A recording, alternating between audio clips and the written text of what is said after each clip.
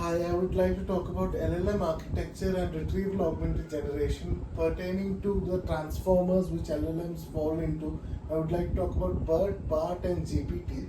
Let's start up with GPT. So basically, we have all used large language models like ChatGPT, Claude, etc. So what they particularly do is predict the next word given a sequence of words. It keeps on predicting the right word.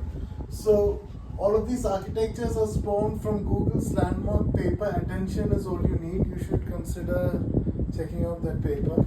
Let's get into the fundamental architecture of something like GPT, generative pre-trained transformer. So if you have a particular sentence like the cat jumped over the, after that you have to predict what is going to come next. So what we do is convert each word or sequence of word into an embedding matrix.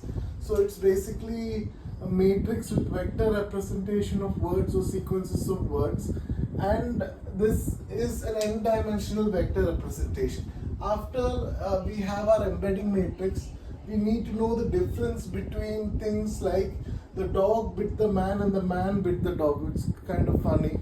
So we positionally encode our embedding matrix with additional position encoding information also. After this is where the attention mechanism comes in. Basically, the attention has this particular formula: attention of Q, K, V, where Q is query, K is key, and V is value. These are all matrices. So that is softmax of Qk raised to t by root of dk, where t is the dimension times value. What this particularly means is that given a query asked by a user, we have a value and we have a key predicting us towards that value. So that is particularly what it means in plain English.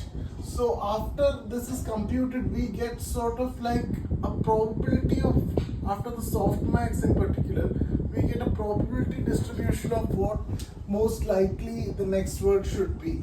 After this, what happens is multi-headed attention or multi-headed self-attention, where each word in something like GPT attends to the previous word in its context. So it is understanding in statistical way what the context of the previous word is.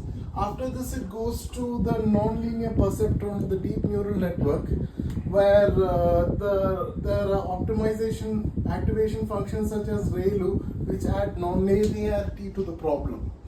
So in brief, I will talk about what BERT and BART is and the difference between GPT.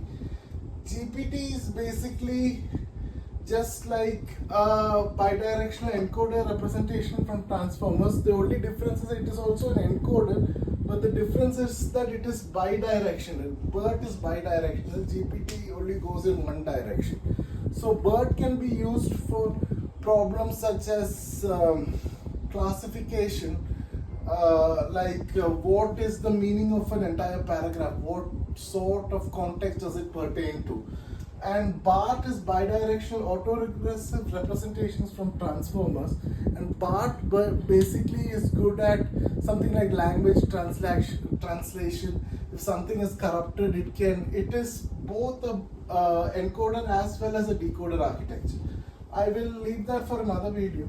Now coming to retrieval augmented generation, what it is especially and why it is interesting. Given a large language model, suppose you have something like a document analyzer.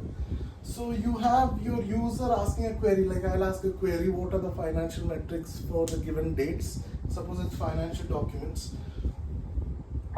Now what we do is, we have to add additional context to the LLM before the LLM answers the question. So we have a knowledge base. We have a knowledge base of documents that pertain to a particular solution. So we chunk the documents using fixed plus overlap semantic recursive, whichever strategy works well for us. And then we store it in a vector database. So vector database is basically a database of vectors where we can apply something like a similarity search, cosine basically angular difference, dot product similarity, to see which vectors correspond closely to our query. So we ask a query to the user, to the LLM, and then we embed the query and do a similarity search with a vector database, get our similarity search results, then send it to the LLM, and LLM finally answers it. So answer generated has more grounded truth in it.